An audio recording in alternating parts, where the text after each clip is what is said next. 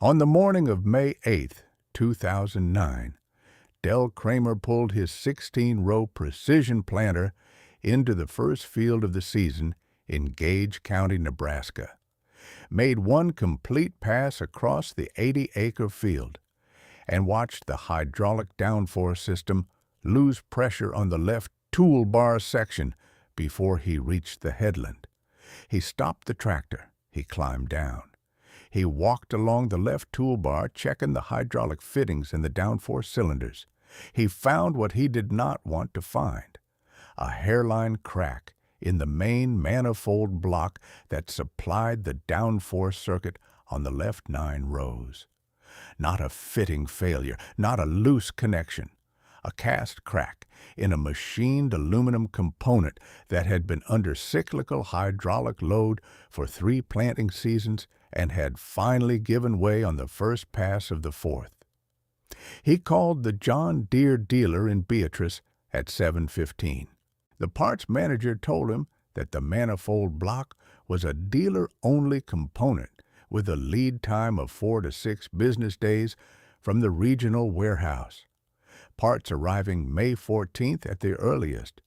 Del said, "My planting window closes May 20th. The parts manager said, "I understand. We're doing everything we can." Del hung up. He stood in the field looking at the stopped planter. He had 400 acres of corn to plant. The soil was fit. It had been fit for 3 days and was going to stay fit for another week if the forecast held, and the forecast showed rain arriving May 15th. If the planter was down until May 14th and the rain hit May 15th, he would have 1 day to plant 400 acres with a 16-row unit before the field conditions closed again. 1 day, 16 rows, 400 acres. He drove back to the machine shed. In the northeast corner of the machine shed, on a wooden pallet his father Clem had built in 1975, sat a 1967 John Deere 8300 grain drill, 13 feet wide, 13 single-disc opener units on 10-inch spacing, ground-drive seed metering from a cast-iron gearbox, driven by the press wheel axle, no electronics, no hydraulics, no electric motors, no GPS guidance, no variable rate prescription maps.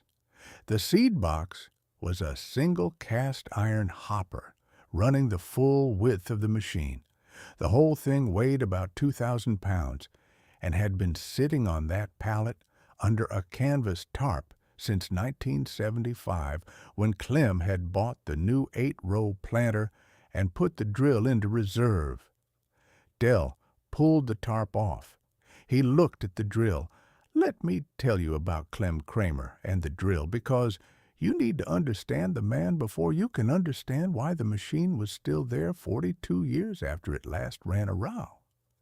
Clem had bought the 1967 drill new at the Beatrice John Deere dealer for $1,840, which was a significant purchase in 1967 on a 360-acre Gage County corn operation. He had used it for 8 planting seasons, 1967 through 1974, putting it through somewhere between 280 and 360 acres per year, running it in corn and soybeans and occasionally in wheat on the back 40. He knew the machine the way you know something after 8 years of daily use during the most critical weeks of the farming year. He knew its sounds and its adjustments and its failure modes. He knew what the disc bearings felt like when they needed repacking, and he knew how the seed metering rate changed when the cast-iron drive gear wore on a specific tooth, and he knew how to set the depth with the press wheel adjustment without using the gauge, because he had done it by feel for 8 years. In 1975, Clem had bought the new 8-row unit planter. The new planter was genuinely better. It placed seed with more precision. It could be adjusted for different seed sizes more easily, and it was faster. It replaced the drill for primary planting purposes immediately and permanently. But Clem had not sold the drill. The implement dealer had asked about it when Clem picked up the new planter. He had said, "I'll give you $400 for the old drill. Trade in." Clem had said, "It's not for sale." The dealer had said, "It's obsolete with what you just bought." Clem had said, "It was obsolete the day I bought the new planter." That's not the same as worthless. He had hooked the drill to the truck and brought it back to the farm and put it on the pallet in the machine shed corner. He had told Dell in 1982, when Dell was 18 and working the farm alongside him and asking why they maintained a machine that hadn't run in 7 years, "A machine you understand completely is worth more as a backup than a machine you do not understand at all." He had said, "The new planter is better in every way when it works." He had looked at the drill. "The day you know you will never need this is the day you can sell it." He had paused. "I have not been certain of that day yet." Dell had taken the maintenance over from Clem in 1991 when Clem's health prevented him from doing it. He had repacked the disc bearings every 3 years. He had replaced the drive chain in 1988 and again in 2001. He had adjusted the seed metering plate twice when the wear became measurable. He had oiled the machine every fall before putting the tarp on and inspected it every spring when the tarp came off. He had done this for 34 years without the drill running a single row in a field. Let me tell you about the dealer's safety inspection of 2004, because it is where the antagonist enters and where the story's two paths become visible. In 2004, a Gage County Farm Bureau safety program had sent implement inspectors to farms in the county as part of a cooperative extension safety initiative. The inspector who came to the Kramer farm had looked at Dell's current equipment and found it compliant. Then he had looked in the northeast corner of the machine shed and found the 1967 grain drill on its pallet. The inspector had noted no PTO shaft, guarding on the drive system, no reflective safety tape, no SMV emblem. The seed disc scrapers worn below the minimum dimension in the OSHA guidelines for operator safety, missing safety decals on 3 locations required under current regulations. The inspector had said, "Mr. Kramer, if you were to operate this machine in its current condition, you would be in violation of OSHA 1928.57 standards for agricultural equipment." He had said, "My recommendation is that you either bring it into compliance or remove it from the premises." Dell had said, "I haven't operated it since 1975.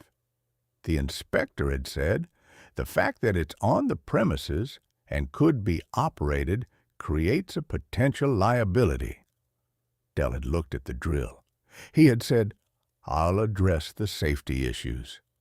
He had thanked the inspector and walked him to his truck. Terry Volk had heard about the inspection at the co-op the following week. Word traveled in Gage County the way it always had, at the coffee counter and the co-op front desk. He had found Dell there and had said, "I heard you got cited on the old drill." Dell had said, "Not cited, recommended." Terry had said, "Dell, an OSHA inspector, would shut that machine down on site." He had said, "You've got a machine from 1967 with no guarding on the drive shaft." He had said, "The liability alone should make you scrap it." Dell had said, "The liability of having nothing to plant with if the new planter goes down is higher." Terry had shaken his head. He had said, "I understand the sentiment, but the new equipment doesn't go down." He had looked at Dell. "My planter has never missed a day of planting in 6 seasons." Dell had said, "Good." He had gone back to his coffee. He had gone home and purchased a set of current safety decals, a replacement SMV emblem, and a new PTO shaft guard from an online farm safety supplier. He had installed them on the drill over one Saturday afternoon. The disc scrapers were within spec when he measured them again with a better micrometer. He had updated the maintenance log in the composition notebook he kept with the drill's records. Now, let me tell you about the planting season of 2009, because it is where the two paths converge. Dell had pulled the tarp off the drill on the morning of May 8th after calling the parts manager in Beatrice. He looked at the machine the way he looked at it every spring when the tarp came off, not with sentimentality, but with the specific attention of a man evaluating whether a piece of equipment is ready for work. He checked the disc blades for excessive wear. He checked the press wheel tires for cracking or flat spots.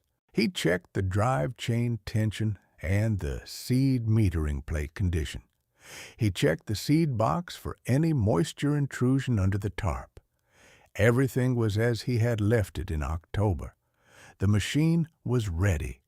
It had been ready every spring for 34 years. This spring, it was going to be needed. He spent 2 hours going through the drill from end to end before he hooked it to the tractor. He replaced the drive chain. It was within spec, but he replaced it anyway because he was not going to have a chain failure on the second day of the only planting operation he had left.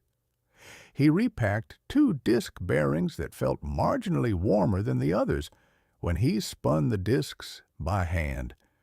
He loaded the seed box with his corn seed variety, calibrated the metering plate for his target population, and made a test pass on the field margin to verify the seed spacing. The spacing was correct. The seeding depth was correct. The press wheel packing was firm. The drive was smooth. He started planting at 10 in the morning on May 8th. The 1967 grain drill placed seed at 10-inch intervals in 13 rows. Dell's 16-row modern planter placed seed at 30-inch row spacing in 16 rows. The drill's 13-foot working width against the modern planter's 40-foot working width meant that in raw field efficiency, the drill was working at roughly a third of the pace. What had been a 2-day job for the modern planter became a 6-day job for the drill. 6 days against a planting window that closed May 20th with rain arriving May 15th. The math was tight, but it worked. Dell calculated 6 days of planting at the drill's pace, starting May 8th, ending May 13th, 1 day of buffer before the rain. He would plant 700 acres at the drill's pace. He had 400 acres. 400 acres at the drill's capacity of 60 to 70 acres per day gave him 6 to 7 days. He needed to be done by May 14th. He worked long days. He started at 5:30 and stopped at 9 when the dew came heavy enough to plug the disc openers. He moved the planter from field to field without losing time between. He ate lunch in the tractor cab. He fueled the tractor in the field rather than driving back to the shed. By May 12th, he had 310 acres planted. By May 13th, he had 387 acres planted. He finished the last 13 acres on the morning of May 14th, 3 hours before the rain that the forecast had been promising arrived right on schedule. 400 acres of corn planted. 1 1967 grain drill. 6 days, 0 mechanical failures. Let me tell you about Terry Volk's 2009 season, because It is the other path running alongside Dell's, and the comparison is what makes the story complete. Terry's 2007 precision planter had seized its electric seed metering drives on May 9th, the second day of his planting season. He had 340 unplanted acres of corn when it happened. The electric drive motors on his precision planter ran on a 12-volt system that powered individual seed meters on each of the 16-row units, allowing variable rate seeding and prescription maps and the other precision features that made the $198,000 price make sense. When the main drive controller board failed, a sealed electronic component that could not be repaired in the field and could not be shipped in less than 7 to 10 business days, all 16-row units lost individual drive capability simultaneously. Terry had called the dealer. The dealer had said 7 to 10 business days for the controller board. Terry had said, "My planting window closes May 20th. The dealer had said, "I understand." Terry had 340 acres of corn unplanted on May 9th, with rain arriving May 15th and no way to plant them. On May 11th, day 2 of his shutdown, Terry had called Dell. "Dell," Terry said. Dell said, "I know why you're calling." Terry said, "I need to know if the old drill can plant corn." Dell said, "It's what I've been planting for 3 days." Terry said, "Can you plant my ground after yours?" Dell said, "My ground is planted the 13th. I can start your ground the 14th. Terry said, "The rain is the 15th. Dell said, "Yes." There was a silence. Terry said, "One day you drill 340 acres. Dell said, 60 to 70 acres a day in good conditions." He paused. "No." Terry said, "What can you do?" Dell thought about it.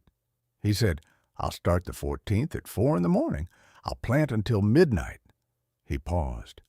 "I'll get you 120, maybe 140 acres before the rain." Terry said, "And the rest?" Dell said, "The rest goes in after the rain breaks. You'll be 2 weeks late on 200 acres of corn." Terry was quiet. He said, "What does 2 weeks late cost me?"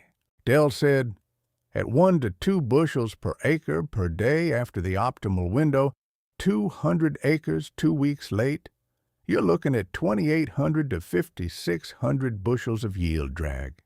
He paused. "At $4 a bushel, $11,000 to $22,000. Terry said, "Because the controller board failed." Dell said, "Yes." Terry was quiet again. He said, "What does the old drill cost per acre to run?" Dell said, "About 40 cents in fuel and wear." He looked at the drill running in the field ahead of him. He said, "And whatever I charge you for my time." He planted Terry's ground starting at 4 on the morning of May 14th. He planted for 20 hours straight, eating in the cab, stopping only to refuel and to switch fields. He got 138 acres planted before the rain arrived at midnight on May 14th into May 15th. The remaining 202 acres of Terry's corn went in after the rain broke, 17 days late, in the first week of June, when the ground came back into condition. At harvest, the late-planted 202 acres on Terry's operation averaged 31 bushels per acre, below the early-planted 138 acres. The yield drag was real, measurable, and permanent. The total cost of the precision planter's controller board failure, approximately $24,900 in lost yield on the late-planted ground, plus the parts and repair cost of $4,200 for the controller board. Dell's 400 acres of corn planted with the 1967 grain drill averaged comparable yield to his normal planting date performance, because the drill had gotten everything in before the rain and before the yield drag clock started. He had paid nothing for the backup that made this possible. He had paid 34 years of annual maintenance that ran to perhaps $40 per year.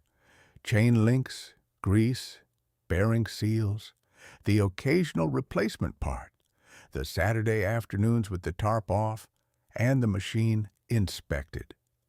The total maintenance cost across 34 years, approximately $1,360. Against that $1,360, the 2009 season had preserved his full yield on 400 acres. At the same yield drag calculation, 400 acres planted on time versus 400 acres planted 2 weeks late would have cost him approximately $22,400. The drill's 34 years of maintenance had been worth $22,400 in the single season it was needed.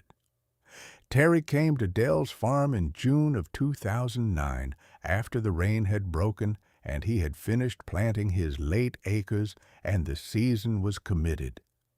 He found Dell in the machine shed putting the tarp back on the drill. "Dell," Terry said. Dell said, "Terry." Terry said, "I said you had a liability in that machine." Dell said, "You did." Terry said, "I had a $200,000 machine that failed in 2 days." He paused. "You had a 40-year-old machine that planted 400 acres without missing a beat." Dell said, "Yes." Terry said, "What is the difference?" Dell thought about it. He said, "My father understood the drill." He paused. Every failure mode the drill had ever shown, he had seen and fixed. He looked at the machine under the tarp. "I maintained it the same way." He looked at Terry. "The precision planter has 200 failure modes I cannot diagnose in the field, and 3 that require dealer service before I can move the machine." He paused. "One of those 3 happened on day 2. Terry said, "So keep the backup." Dell said, "Keep the backup." Terry said, "What is a backup grain drill worth?" Dell said, "Depends on what your planting window costs you if the primary fails." Terry drove home. He called an auction service in Lincoln that dealt in vintage farm equipment. He bought a 1971 International 510 grain drill at an estate auction in Jefferson County for $340. He brought it to his farm on a trailer. He put it in the back of the machine shed on a wooden pallet he built that weekend from 2x8 lumber. He oiled the machine and covered it with a canvas tarp. He serviced it the following spring. He has serviced it every spring since. Dell has kept the 1967 drill on its pallet. He tarped it after the 2009 season the same way he had tarped it every fall since 1975. He oiled it before the tarp went on. He will inspect it when the tarp comes off in the spring. Clem had said, "The day you know you will never need it is the day you can sell it." Dell still does not know that day. He is not certain it has arrived.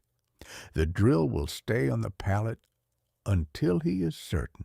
Let me tell you the last thing, because it is what Clem would have said if he had seen the 2009 season. Clem had died in 1997, 12 years before the controller board failed on Dell's modern planter. He had kept the drill on its pallet from 1975 to 1997, 22 years, without it running a row, without being able to say whether it would ever run a row again, maintaining it every year, because the cost of maintaining it was small, and the cost of not having it in the year it was needed was not small. He had been right about the ratio. He had not known about May of 2009. He had known about the ratio. A machine you understand completely, maintained for 40 cents a year per operating hour of the season it might run, ready on the day it is needed. That is not sentimentality. That is arithmetic. Dell covered the drill in October of 2009 with the same canvas tarp he had been using since 1991 when he took the maintenance over from Clem. He oiled the machine. He wrote the year's service notes in the composition notebook. Chain replaced 2009. Bearings repacked, disc units 4 and 9, seed metering plate within spec. 400 acres planted May 8th to 14th without mechanical failure. He put the notebook in the tarp pocket where it lived from October to May. He went inside. The drill was ready for the spring of 2010. It is ready for the spring of whatever year the new planter fails next. Subscribe to The Honest Farmer for more stories like this one. Stories of the machines kept on pallets in the back of machine sheds for 40 years because a man understood them and understood that understanding a machine completely is worth more as a backup than any amount of modern precision that cannot be diagnosed in the field. Of the fathers who kept what they knew and the sons who maintained what the fathers kept. Of the 34 years of annual maintenance that cost $1,360 total and paid back $22,400 in a single May, hit the bell so you do not miss the next one. Tell me in the comments, does your farm have an old drill or planter in the back of the shed? Is it still maintained? The 1967 grain drill is on its pallet in the northeast corner of the Kramer machine shed. The canvas tarp is on it. The composition notebook is in the tarp pocket. The last entry is from October 2009. Clem said, "The day you know you will never need it is the day you can sell it." Dell does not know that day yet. The tarp stays on until spring. The drill comes out every spring. The disc bearings get checked. The drive chain gets checked. The seed metering plate gets checked. It has been checked every spring since 1975. It has been ready every spring since 1975. In 2009, it was needed. It was ready. That is the whole story and the whole arithmetic of keeping something you understand completely for the day you cannot afford not to have it. Let me tell you about the specific mechanical difference between the 1967 grain drill and the 2007 precision planter, because understanding the difference explains why Dell's machine ran 40 years longer and why Terry's failed on day 2. The 1967 John Deere 8300 grain drill has, by Dell's count, 41 moving parts. He had counted them in the winter of 1993 when he was going through the machine from one end to the other during the disc bearing replacement. 41 moving parts, the 13 disc openers each with their own bearing, the 13 press wheels each with their own bearing, the ground drive wheel and its axle and bearing, the drive chain and its sprockets, the cast iron seed metering gearbox with its 4 internal gears, the seed tube slides.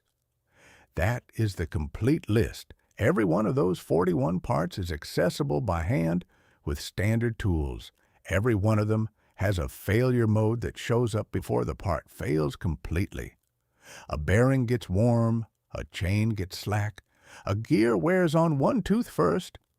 Every failure mode is diagnosable in the field by a man who has been maintaining the machine for 34 years. The 2007 precision planter had, by the dealer's estimate, approximately 340 individual components in the seed metering and downforce system alone. Of those, approximately 60 required dealer-level diagnostic equipment to assess. Of those 60, approximately 12 required dealer service to address.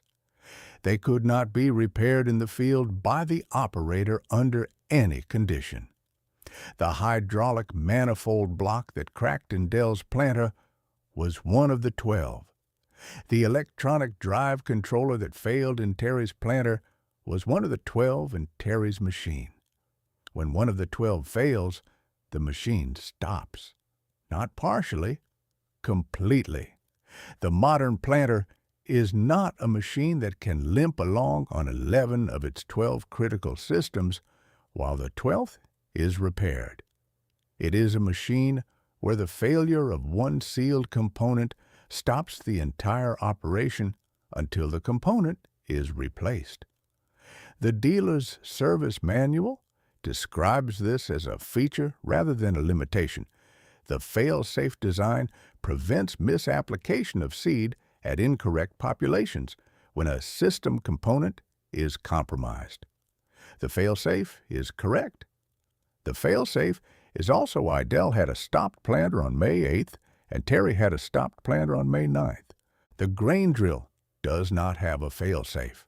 It has a drive chain, and if the drive chain breaks, the machine stops seeding because the metering gearbox loses its power source. But a drive chain break in a field is a 30-minute repair. With the chain links Dell keeps in the toolbox on the tractor, Dell has replaced a chain in the field before. He replaced it on the test pass he made before going into the first field in 2009 as a preventive measure. It had not needed replacing. He replaced it anyway. This is the specific mechanical advantage of a simple machine maintained by someone who understands it completely. Not that it never fails, but that when it fails, the failure is diagnosable and addressable by the operator in the field with tools already on the tractor. Dell did not need to call the dealer in 2009. He needed the composition notebook and the toolbox. Let me tell you about what the planting window means in Gage County, because the 5-day difference between May 8th and May 13th, the difference the grain drill bought Dell, is not a small number, and it does not feel small when you're looking at it from the end of the harvest season. Corn yield in southeast Nebraska responds to planting date in a specific and well-documented way. The optimal planting window for Gage County runs from approximately May 1st through May 15th, with peak germination conditions and maximum growing degree day accumulation available to early planted corn. After May 15th, yield potential drops at approximately 1 to 2 bushels per acre per day as the planting date moves later. A field planted May 20th instead of May 10th loses 10 to 20 bushels per acre of potential yield. Not because the corn is different or the farmer did anything wrong, but because the calendar and the growing season are fixed and late planted corn has fewer growing degree days available before the first frost. Dell's modern planter failed on May 8th. The parts would arrive May 14th. If Dell had not had the grain drill, he would have been planting May 14th and 15th, running against the rain that arrived May 15th. He would have gotten some of the acreage in before the rain, but not all of it. The acreage that missed the pre-rain window would have gone in when the soil came back into condition, likely May 22nd to 25th. At 1 to 2 bushels per acre per day, 10 to 15 days late on 200 acres, Dell would have been looking at $8,000 to $24,000 in yield reduction on his own operation. The grain drill prevented that, not by being better than the modern planter in any agronomic sense. The precision planter places seed with greater accuracy when it is functioning, and Dell would acknowledge this freely. The grain drill prevented the yield loss by being operable on May 8th, when the modern planter was not by the specific advantage of 41 diagnosable moving parts against 340, by the specific advantage of 34 years of maintenance against 2 seasons of precision system calibration, by the specific advantage of a ground drive gearbox that has no fail-safe and no electronic controller and no hydraulic manifold block that can crack. Let me also tell you about what happened at the Kramer farm the winter after the 2009 season, because it is the scene that carries the family forward.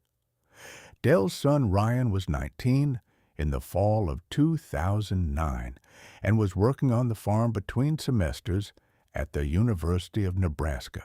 He had grown up knowing about the grain drill the way farm kids grow up knowing about old equipment in the back of the shed, as furniture, as something that had always been there, as a thing that adults spoke about in a specific way that suggested it mattered without always explaining why. In October of 2009, after Dell had put the tarp back on the drill and written the service notes in the composition notebook, Ryan had asked him about it. He had said, "Dad, were you actually worried it wouldn't run?" Dell had thought about the question for a moment.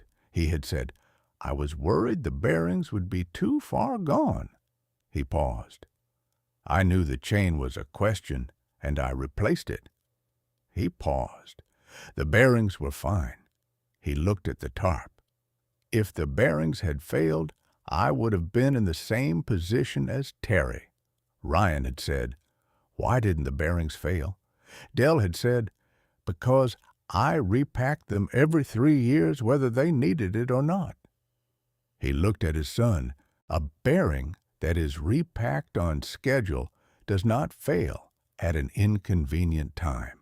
It fails when it is due, and you replace it on schedule before it matters.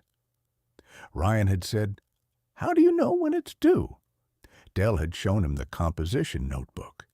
He had opened it to the current page and then back to the first entry, Clem's handwriting from 1975, the first service notes after the drill went on the pallet. He had shown Ryan the pattern, October service notes, spring inspection notes, the specific recorded observations of what each part had shown each year. He had shown Ryan the 1988 chain replacement entry in Clem's hand and then the 2001 entry in Dell's hand. He had shown Ryan the bearing check entries across 34 years. Ryan had read the notebook for a while. Then he had said, "Grandpa started this." Dell had said, "Your grandfather started it. I kept it." Ryan had said, "Who keeps it next?" Dell had looked at his son. He had said, "That is up to you." Ryan had closed the notebook. He had put it back in the tarp pocket of the grain drill the way his father had always put it. He had gone to make supper. In the spring of 2010, Ryan did the annual inspection on the grain drill alongside his father. Dell showed him every checkpoint: the disc bearing test, the drive chain tension, the seed meter and plate wear measurement, the press wheel tire inspection. He showed him what to look for and what to write down. Ryan wrote the spring 2010 inspection notes in the composition notebook in his own handwriting, the third handwriting in the book, after Clem's and Dell's. The drill passed inspection. The tarp went back on in October. The composition notebook has 3 handwritings in it now. It will have 4 when Ryan's children are old enough to check the disc bearings.